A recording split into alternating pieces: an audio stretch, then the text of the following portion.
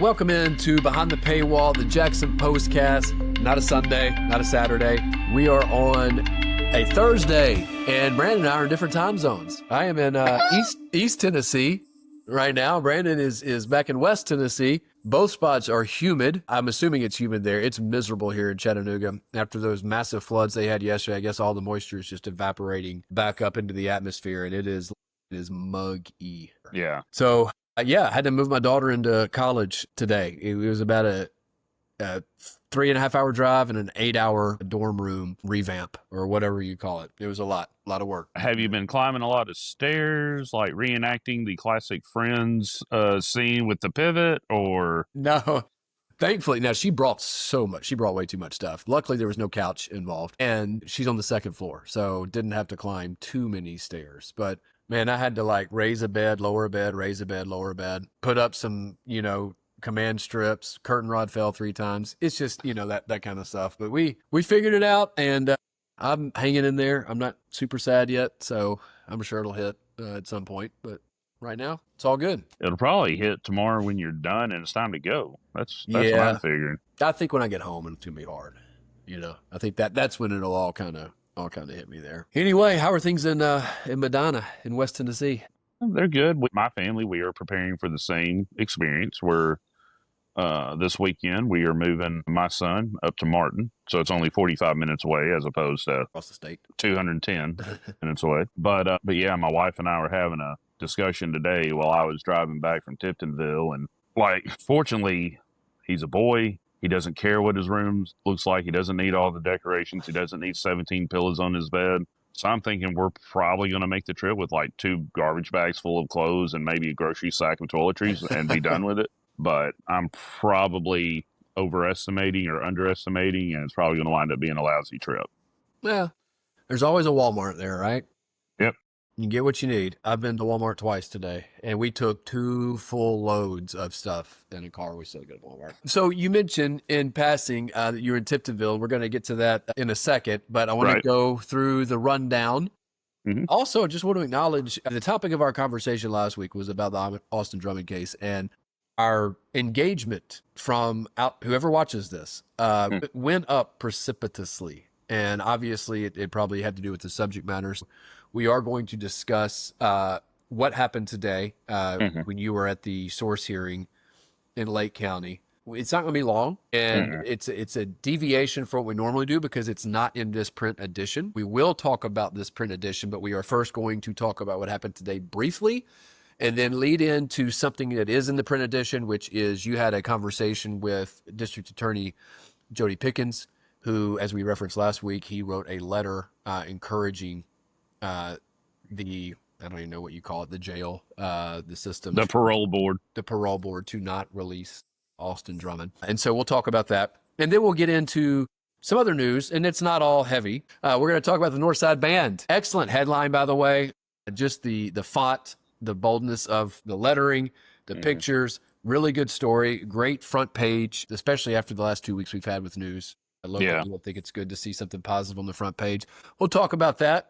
We'll talk about recovery specialists asking for help in combating a new drug. In that article, it sounds like you kind of stumbled upon that. Just happened to be at a Republican caucus meeting, and that was brought up. And so we can kind of dive into that a little bit. It's a very serious issue, and it's something that I want to say I have a little bit of personal experience with, but I sort of, whenever you mentioned that, or whenever the article we were texting, I was like, okay, yes, I'm familiar with some of this. So we can talk about that. And a lot of the stuff that's sort of adjacent to that's for sale right now. It's a kind of a dangerous, weird time for synthetic, I want to say drugs. Yeah, drugs that are legal. Stimulants. Let's go with stimulants. Well, not all of them are stimulants. Some of them that kratom is not, it'll level you out a little bit, I think. They were talking about it being an energy drink. So it's interesting. Yes. Well, I know, and I'm confused on that. And I think it affects people in different ways, but we can have that conversation when it's time. City Council looking at possible cost-cutting measures, and that's interesting because they're ahead of the game, because it seems like they wait until 2 weeks before budget season to start talking about that. Right. So now they're planning. So I have not read it. I have not read that piece. So I'm very interested to see or to hear what you say about that. And let's see. That might be it. I don't have anything to write on in this bougie hotel that I'm staying in tonight. They have a rotary phone because it's like artsy. Like this is normally I like that stuff. Does it work? I better. I mean, yeah, I guess. I don't know. It's so silly. Like they don't even have like a pen and a notepad. I usually get a free drink when I come here. Not like an alcoholic drink, but like a Coke. You know? Yeah. No, I had to check in at the bar at this hotel. Like there's a neon sign that said check in. I got this on points from Marriott, and it's downtown, close to the campus. Right. Like it is there's like a glowing orange light under the bed when I walked in. There's stuff hanging on the walls. Like I don't even know. It's called Moxie. It is not my kind of place. Glowing orange. Glowing and you're orange. not even in Knoxville. No, I feel like, I don't feel like this is a sports themed place. I don't know. Okay. It's not. Yeah, I don't know what this is. I just got it for points and it was close to the campus. I did not know I was getting myself into. So that's our rundown. In the worst month of the year, which is August, we are right in the middle of it, and I think we got one more heat wave coming, and then maybe Brandon, 4 weeks from now, we will be cooled off and watching football, college. Not to rehash what we said last week, but I mean, I just the 9 Sundays usually combined in July and August. I hate the walk into church and then the walk back out to the car wearing jeans and 2 shirts. Well, and now lately I'm having a weekly drive to Tiptonville. And I hate the walk to the courthouse and the walk to the Lake County Banner office because we own that paper. Richardson Media Group owns that paper. So I'm getting work done there. And it's like, why can't the town of Tiptonville afford a dome and a large HVAC for that dome? Yeah. But what's wrong with them? Lake County? 6,300 people, the tax revenue should be there. You would think. I feel like one of the 300 people that watched last week's episode was the month of August somehow infiltrating a human being, and it heard us talking so bad about it. It was like, oh, you think this is bad? Okay, let me give y'all some real heat. Let's go ahead and turn that oven up to broil. Yeah, let's go ahead and do that. All right, so you went to Tiptonville today. Uh-huh. And it was the source hearing where last week I think we thought there would be a lot of information that would come out, and turns out that wasn't the case. So what happened today in Tiptonville? So this was the time that essentially Drummond and his lawyer, Brian Huffman, and the other defendants in the case, De'Ara Sanders, Tanaka Brown, and even Brandon Powell, who has charges against him, but it's not related to the quadruple murder. It's related to, apparently, he and Drummond are accused of trying to sneak contraband into the Northwest Correctional Facility on June 18th, got caught before they could actually do it, led law enforcement a high-speed chase, and the law enforcement, as they're chasing them, saw them dump a bunch of stuff out the window as they're going down the road. They later confiscated it all. It wound up being a drone, some drug paraphernalia, a piercing machine. And they were all going to try to get it into the prison to somebody in there, allegedly. So all 4. Giovante Thomas, we've discussed him. He hasn't been mentioned. I've got a question into the DA about him because it's very possible he's released and something got announced and I missed it. Right. But I want to get that checked out before I say anything definitive about it. But the other 4 all appeared in court this morning, had preliminary hearing set. Drummond is going to be on September 4th. Powell is going to be on September 2nd. September 2nd. And then the other 2, Sanders and Brown, will be on September the 12th. And in those cases, or in those hearings, all the evidence will be laid out against each one. And so I guess on September 4th will be the day that we've been waiting on since August the 5th, where we find out why is he the one accused, what happened, maybe a motive, all this other stuff. All those things, yeah. I think that's what, especially by that time, I feel like it's really going to reach a fever pitch because, this isn't going away, obviously. I think people have been wondering that, right, since the beginning, like, why did this happen? Anytime 4 people are murdered, there's obviously a lot that, and you don't know a lot of information about that. Like, there is a story there, and people want to know that naturally. So, that's in, I guess, you said the 4th or the 14th of September? 4th. The 4th, okay, so September the 4th. Wow. What was the atmosphere like in there? Was it pretty tense? Was it crowded? Was there a lot of media there? There were more people there today than there was last week, but I think it was a typical Thursday docket for Lake County General Sessions Court, because last week the Drummond hearing started at 8:15 a.m. because at 9, which is when court typically starts, they already had a murder trial set to reconvene at 9 o'clock. So the judge, Andrew Cook, worked with the circuit court judge to have the Drummond hearing 45 minutes earlier than they would normally start court, so that they could go ahead and get that out of the way and get everybody gone, so that they could have this murder trial. You know, like the jury for the other trial was being sequestered in a side office right next to the courtroom, and everyone connected to that was waiting out in the hallway to come in.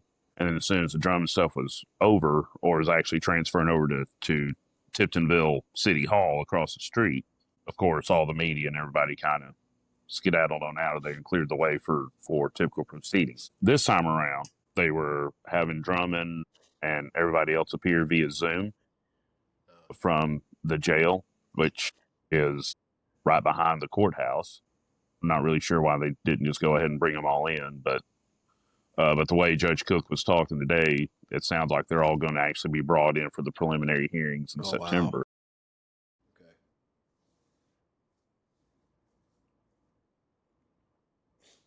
But then as soon as that was over, they had like a typical docket of Thursday cases to hear throughout the morning.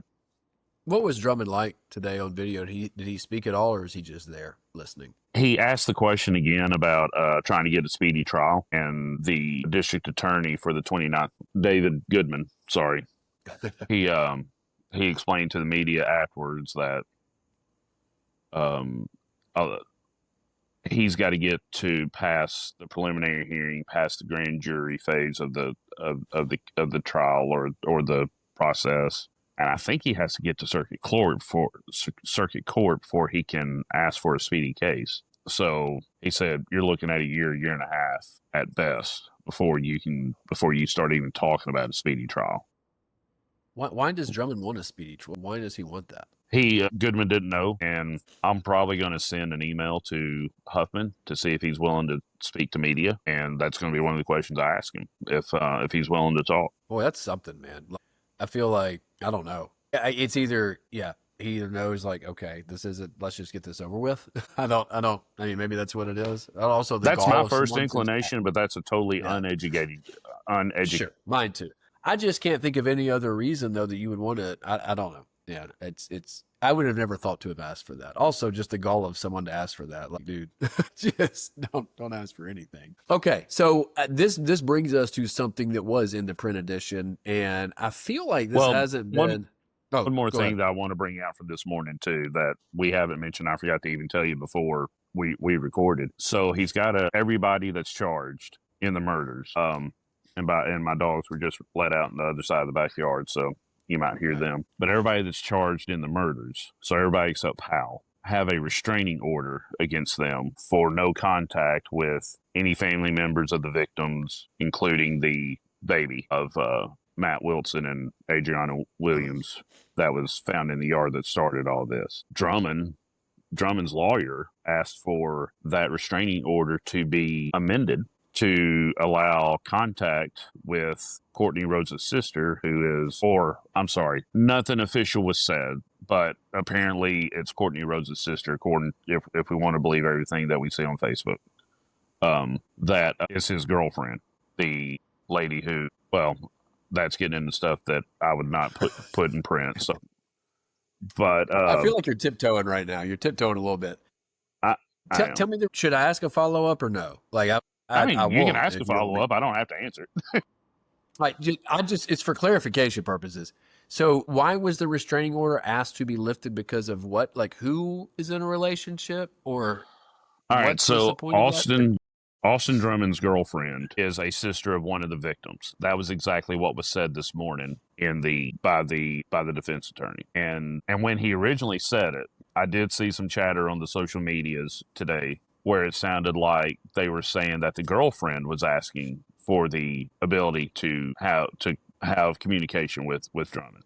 But actually what it was Drummond was asking for the restraining order to be amended to where he can contact her or she can contact him. But both the judge and the DA were like, she hasn't come to us saying she wants that, so we're not going to grant it.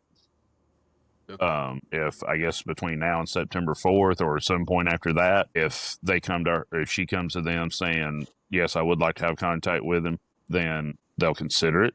I don't think it's a given that they'll allow it, but yeah, that was pretty much the only thing out of the ordinary that happened. Gotcha. Okay.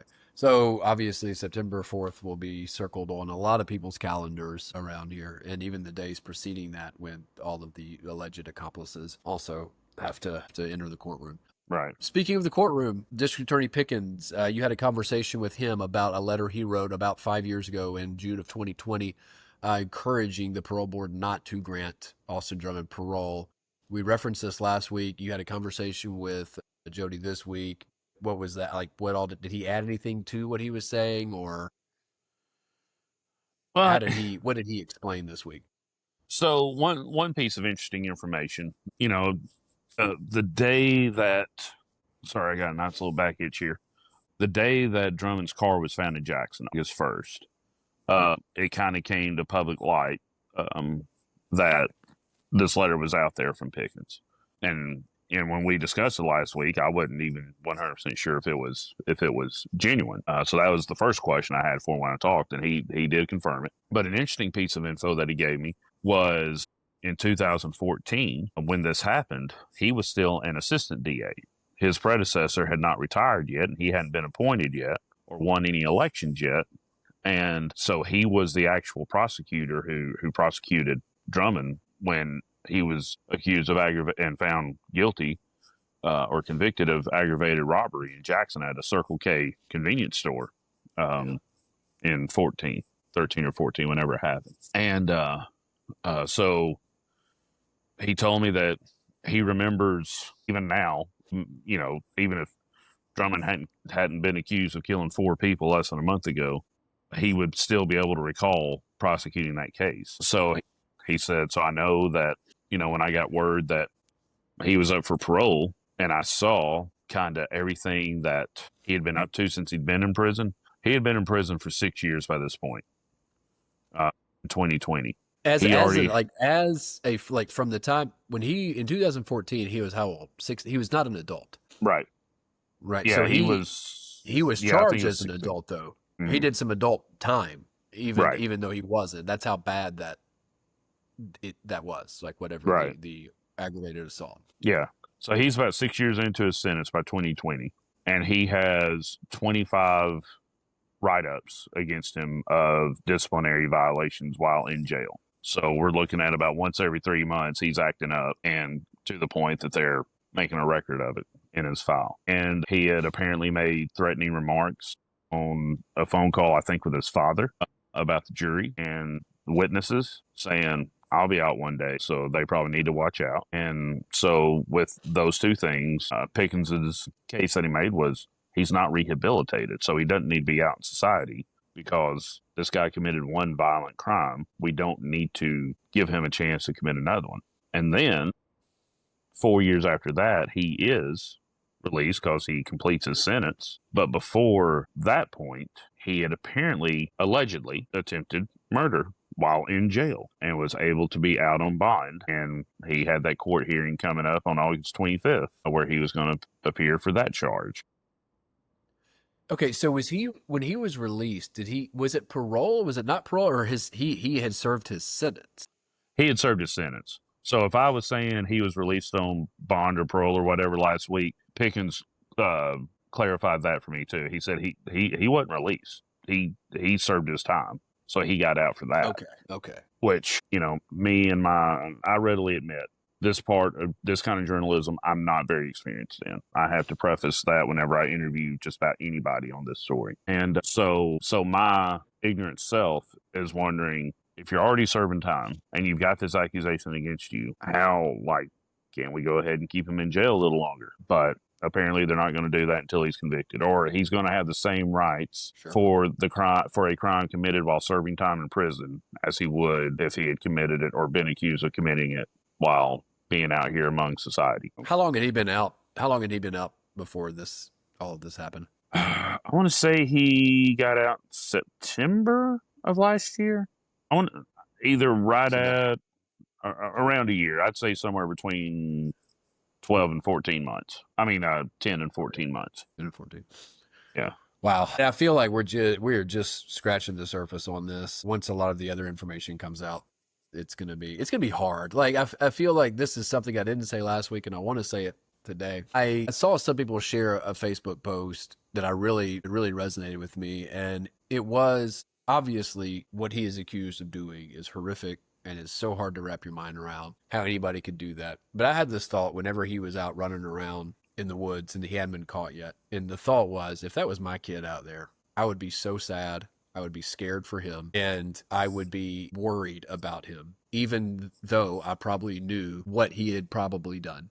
Yeah. It's so easy for people outside to say, "Oh, he's bad. These things are so black and white." And I hurt for his parents. I've met his mom a couple times a long time ago. I don't know the dad, but if that was my child, it would kill me. I mean, it would be sad, probably angry. I just think, it's so easy for people outside to say what should happen, like hang him, whatever else it is. But that's somebody's kid, man. Like, there are still human beings involved in all of this. So it's sad. It's just a sad situation. I have had a couple of people reach out to me who know the family, and they said Austin was a good kid. I mean, typical kid, a little bit of trouble growing up, but nothing major, just nothing out of the ordinary. And he comes from a good, solid family. And I've heard that from a lot of people, and they hate it for them. And it's almost comparable to my wife is from Orlando, and she went to First Baptist Orlando, which is one of the largest churches in the country in the SBC, and that is the church that the family of Casey Anthony went to before her child died. And while that trial was going on, the family just had to stop going to church. They had to stop doing everything that they normally did because they were being associated with what Casey was accused of. And I get it, but at the same time, I mean, it's just a bad situation all around. Yeah, it's just bad. It is. It's sad. And it's okay for me to be angry about it too, right? Like it's all of those things. It's funny you mentioned, and then we can move on after this, but yeah, I think I said this last week. I had him in class for just a few months or weeks. I don't even remember. It was so long ago, and he came at the end of the year. Nothing stood out to him about him to me. Like he wasn't bad. He was kind of funny. He was sort of, if I remember right, like kind of quick-witted, outgoing. Like, he was like, I remember, like for a kid who was only in my class for a few months or weeks, I remembered him. Yeah. And that was in 2010 or 11. So we're talking over 15 years ago. So yeah, I just think that there are several kids that I've taught over my 20 years who have been convicted of murder. Most of them, I was like, I never really saw that coming. A couple of them, I'm like, okay, yeah, like I could see that happening. This was not one of those. So I don't know what happened at some point in after middle school or whatever. But it's a sad situation, and we'll still be talking about it for a while, probably. Yeah. On to some lighter news. City Council is trying to save some money, and they're trying to plan ahead of time for once. So I didn't read this, like I said earlier. Brandon, what did they talk about? Did they throw out any ideas, or was it more just ambiguous vagaries over how they could save some money? So the story starts with a reference back to in June when they were going through the budget process, and after they had finally voted to ratify the budget, Russ McKelvey, a member of the city council, he made a statement to everybody, and I think maybe it was more to city leadership than it was to the city council, to look for ways to cut costs. He said not necessarily cutting workforce or services, but cutting costs. And so before the agenda review, before the August city council meeting, they had a work session. And real quick, let me just go ahead and define that. Agenda review always happens at 5 o'clock on the Thursday before city council meeting, except for before the December council meeting, because usually the December council meeting, the Thursday before that is Thanksgiving. So they have that on Tuesday, right, a week before. But that always starts at 5 o'clock. But sometimes, and actually most of the time here the last few months, they will meet at 4 to have a work session to discuss things that maybe isn't necessarily going over the agenda. It may be something It may be a longer discussion related to something on the agenda, or maybe just having a discussion about something else that they need to be educated on and they want to hash out and discuss among themselves. So that's what this was. And they had two people come in. One was from Enterprise, a rental car company, one of the corporate people from, I think she came from Murfreesboro or Nashville, Middle Tennessee. And then another one came from a company called Constellation, which is sort of a infrastructure solutions company. And so essentially, both of these people were making presentations to the council to outsource some of the stuff that the city takes care of themselves to them at a cheaper rate that would, or a one-time fixed rate that would be like, okay, the city knows they're going to pay this money each year and they're going to take care of whatever it is that they take care of.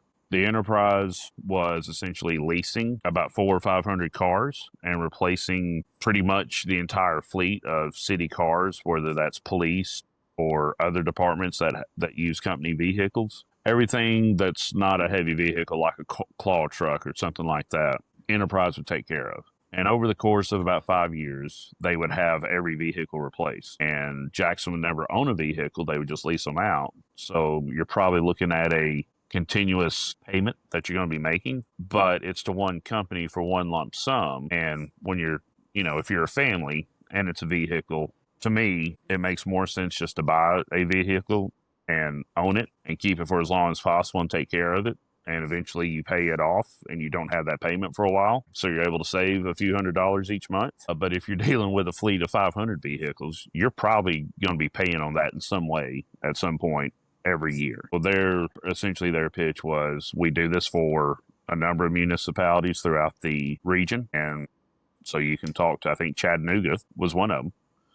And it sounds very much like, I know school systems do this with Apple products or MacBooks, right? Like they will lease these MacBooks out for a few years and then send them back and they send new ones. And it's just this, they'll replace them in stages. It sounds very similar to that. And it makes sense. I mean, like cars are going to depreciate anyway. Computers the same way. You're not going to make any money off selling a car that's been used. So it makes sense to me. And then the other one. Anything else come out of that? Yeah, Constellation, they made a presentation. They contract with a number of municipalities throughout the country, really. They're actually based in, I think, Pittsburgh, maybe Philadelphia, somewhere in Pennsylvania. So a lot of their business is up north. Go Steelers. Where they essentially handle infrastructure maintenance for cities. And she said that one of the cities they do is that they take care of is Nashville. And apparently, if you go to downtown Nashville, somewhere on a lot, somewhere right in the middle of downtown, is a brick facade. And on the other side of that brick facade is not a building. It is nothing but a bunch of boilers and stuff, and air conditioners and AC units, a bunch of HVAC equipment that is large. And they have pipes that run directly to like 70 different buildings in downtown, including the Capitol and the Ryman Auditorium and all these different places, so that when those places are getting heated or cooled, it's not from an AC unit on the roof or on the edge of the building. It's from this structure inside this brick facade on the other end of downtown. Wow, that's interesting.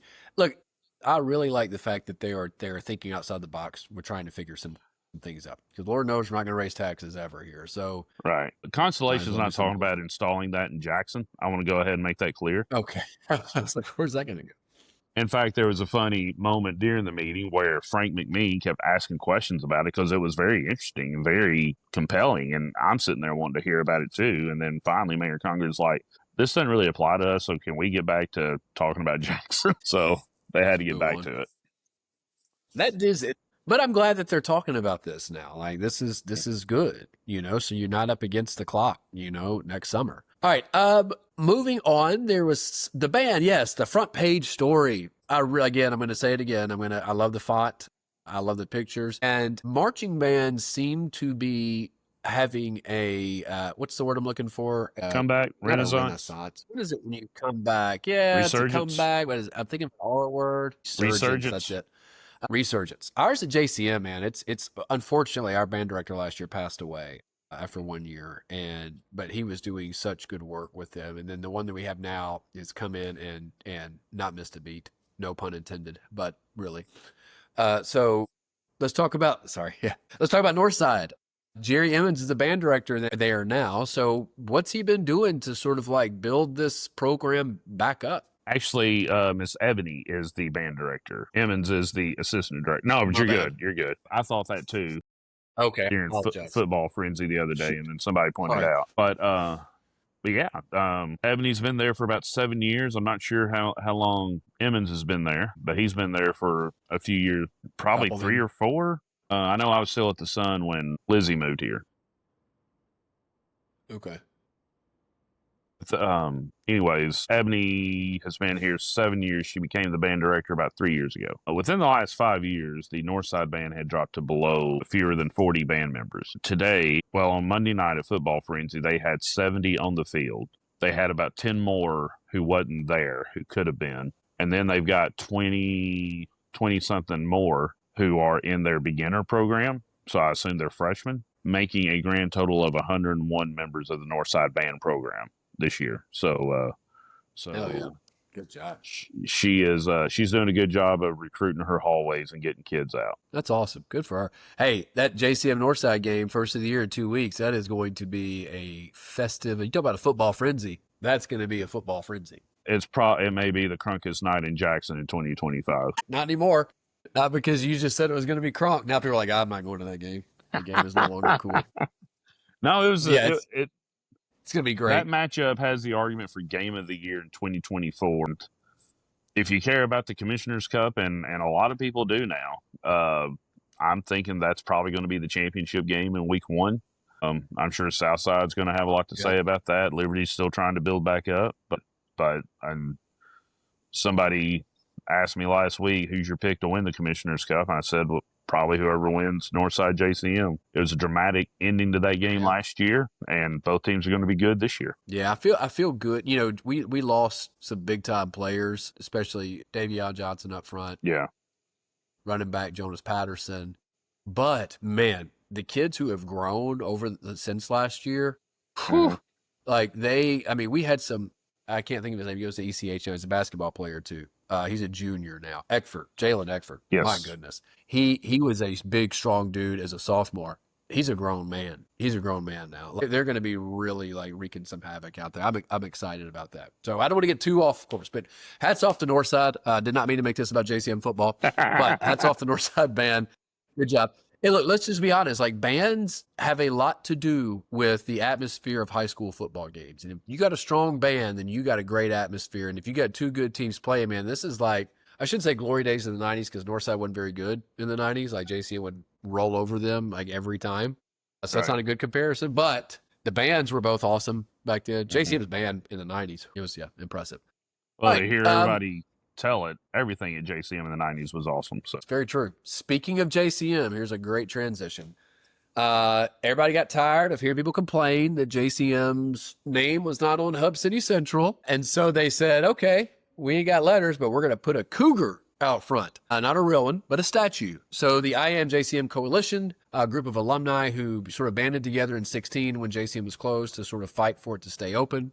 And they were instrumental also in bringing it back, I believe, are putting a cougar statue in front of the stadium. And I saw you at our academic pep rally the other day at JCM, and you were talking to Andre Darnell. So what did he have to say? Yeah, so he's the president and founder, or one of the founders of the IMJCM Coalition. And he clarified one thing. This was not a reaction to all the uproar from a couple weeks ago. He said, we've been working on this for a while, like over a year. So are you doubting that? Okay, I take all of that back. I take all of it. Okay. No, no. It just seems like, boy, the timing of this is something. But okay. That's what I told him when he saw it. I was like, so you're telling me that y'all were planning on August 8th to announce this, but it just so happened on like July 25th or whatever, everybody was up in arms about what it looks like on the field. Yeah, but we already had this outside. He said, yeah, that's exactly what I'm telling you. And I said, okay. I've never caught him in a lie to me before, so I'm going to trust him. Well, here's historically how this usually plays out. When JCM was closed and everybody was like really mad about it, the school system was like, okay, we'll name early college JCM. Just so y'all, like, here's this, well, to appease you. And then everybody's mad that JCM isn't on Hub City. They're like, here's a cougar to appease you. It just felt like that again. So maybe not. You're right. Andre's never lied to me before. that I know of. So, and plus, I held a sign for him 2 years ago for school board when he was running. So Yeah. I'm an RJ Darnell supporter. So I believe him. And thank you for the statue. Now it's once and for all JCM's field because we got a statue out there. Well, so the statue is almost complete, but it's not paid for yet, and it won't be here until it gets paid for. So they are doing a campaign to get it paid for. There's going to be a brick walkway. There's going to be a pedestal that's got bricks in the pedestal. So if you want to purchase a brick in the pedestal or in the walkway and have whatever you want said on that brick, I imagine you probably can't put cuss words on there or make fun of people or something like that, but something positive, some kind of positive message honoring somebody. There is a link to the page to purchase a brick on imjcm.org,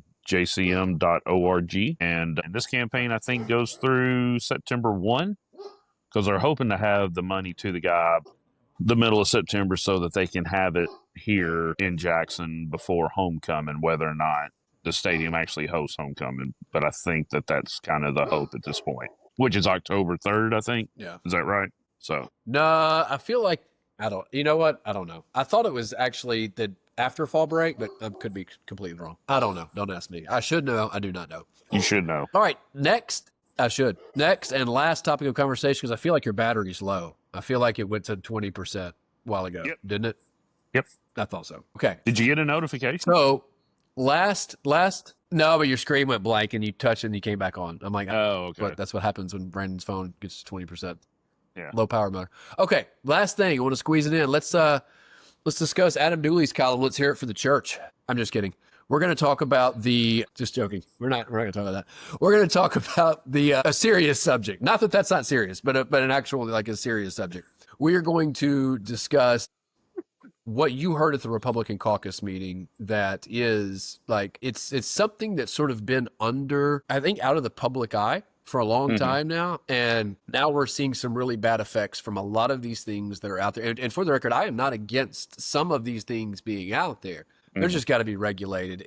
And there's got to be like, honestly, man, we just got to legalize like the real thing. And then it can be, then everybody can just sort of like have like some boundaries put around it. Like this stuff that's out there now is incredibly dangerous and synthetic and it's not monitored. So when you went to the Republican caucus meeting last week or whatever it was, were you expecting to hear this? Had you heard about this before, or did when they spoke about it, was that the first time you've heard about these concerns? I had seen an agenda for the meeting and I saw that Julianne Stone from Scarlet Rope and Lindsay Crowder from Asphalt Recovery Center were on the agenda to speak to the Republican caucus. But I was expecting them to come in there and asking for money. And I thought, well, that's kind of weird to have two different nonprofits coming in asking for money on the same day, but maybe they both have something that they need the money for or something like that. No, they weren't coming in to ask for money. They were coming in to ask for action because particularly Asphalt, but also there is a addiction treatment piece to what Scarlet Rope does with getting... Scarlet Rope. Or Scarlet Rope. What did I say? Okay. Scarlet Rope. There is an addiction treatment piece to what they do too. So they've dealt with it some. Where there's a couple of drugs. One is called Kraton, Kraton, Kraton, which is a natural. Is it M or N? N?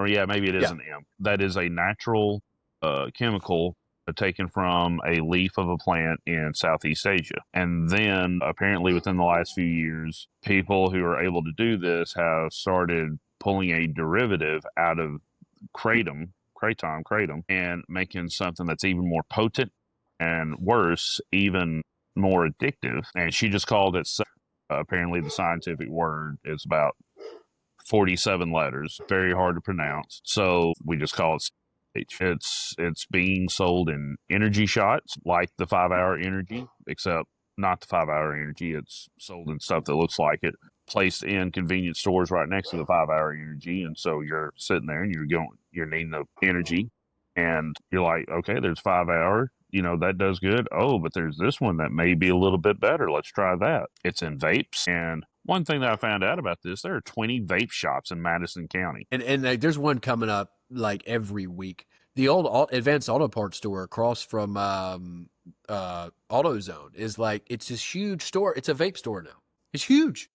Like what do you don't need all that. And listen, I am not some teetotaler because I do think there are especially when you use some of these things in moderation rather than drinking alcohol, I do think there are some health benefits to that.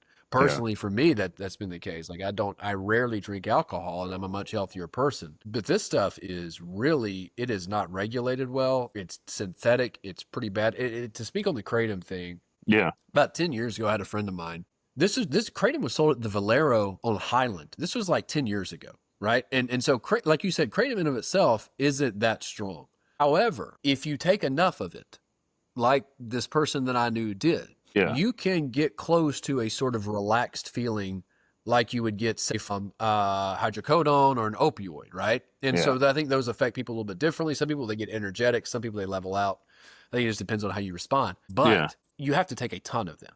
And I think he did. And what the issue was what he felt like afterwards. And when I say what he felt like afterwards, the come down off of that was debilitating emotionally. Like the like deep depression, like it was a very hard thing for him. And this was stuff that was legal. It was sold, like I said, at the Valero by the roundabout. You could just grab it.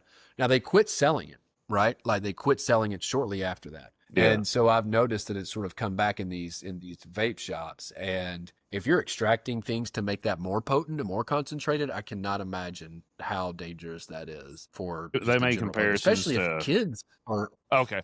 They made comparisons to heroin and hydroxycodone. Yeah, all that stuff. Which is essentially heroin, but in pill form. Yeah. Okay. Yeah, you're more knowledgeable of drugs than I am.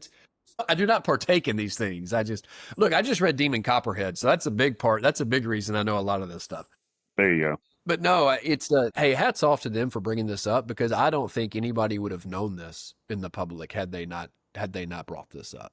And I mentioned to you before we started recording that the amount of diverse opinions who are all sort of like centering around this issue, saying it's dangerous, like that opened my eyes. I'm like, oh, wow, if this person and this person who are completely different are agreeing on this is a pretty serious issue. Yeah. And so the reason why they were speaking to the Republican caucus, they were asking for, hey, we're waiting on some kind of legislation from the federal government. You know, we're talking to state people too, but we don't know how long it's going to take. And you do something locally to kind of try to limit this somehow. And Mike Taylor, who is the chair of the county commission, he invited them, if they show up, which I have no reason to think they won't, Monday morning at county commission, they're going to give this presentation again to the full body, because there was only at the most 7 county commissioners there. And one of them was a Democrat who, Juanita Jones, she'll attend the Republican caucus just to hear what they're talking about. But I think she didn't say anything in disagreement with any of this. So already we got both sides of the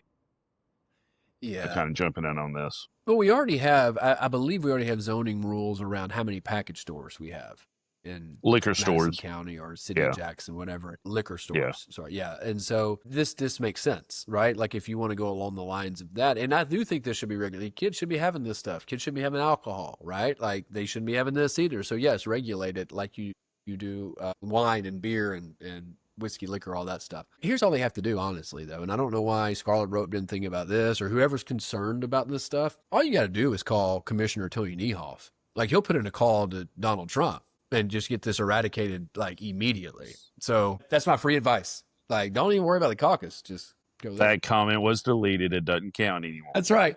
It's gone. As far from the east is from the west. It's disappeared, man. But yeah, seriously, I think I'm glad that they brought this to Scarlet Rope's doing. Look, I don't know completely how I feel about the process, but they are doing really good work in the community. They are in service. They're getting information out there, and so they are trying to help make Jackson a safer and better place. Definitely, hats off to them. Did I miss anything? I think we got everything covered, and we're just under an hour. So you don't want to discuss Dooley's column? No, I don't know. Here's when I haven't read a Dooley column in a long time. For me, I'm just trying to be a better person. But when I saw the headline, I just kept hearing that old song, "Let's hear it for the boys." But I just kept singing that over. When I saw it in my email, I was thinking it too.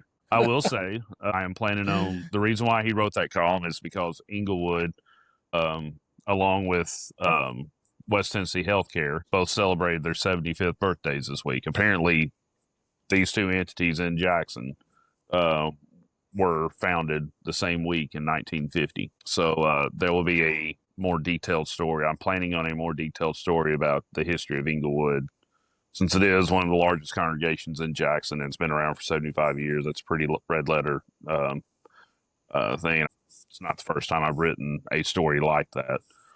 I just won't let Adam write it. I'm going to write that. Good. And I have a small part of that history, helping bring a men's church league championship to Inglewood Baptist Church on a team helmed by Rod Parker. That explains why your picture's up on the wall with all the history there leading to the Jet Fellowship Center. It should be. It should be with the gold ball that we had. Let me tell you Dr. real quick Jet. before we hang up. Let me tell you what Rod. Dr. Jet, Ben What Rod Mandrell, would and do- Gabe Hart. Gabe Hart with the basketball. Rod would write out the lineup and he would assign everybody a time period, right? Like, so he would, I guess, the days that we had games, he probably didn't do much work. He worked on our player rotation and had it written out. So everybody knew when to come in, when to go out. When it was amazing. Like, he was really good about that. So I know he was like in his 30s or 40s, like just living for church league basketball, as we all Now were he in 2000. lives for TCA girls basketball, helping. Well, he was helping Matt Coble. I'm assuming he's going to keep helping Janet Kaler. I may be wrong on that. My Hope he does. apologies He's a if good I'm coach. wrong, but yeah, he is a good coach. He's one of the best basketball Yeah. minds around here. Yep. Hopefully he will coach somewhere if it's not at TCU. All right, Brandon, I'm gonna sign off here and get some sleep because it's been a long day for me. All right, be safe coming back. All right. Thanks for doing it a few days early. Will do, buddy. Thanks for See ya. Hey, see ya.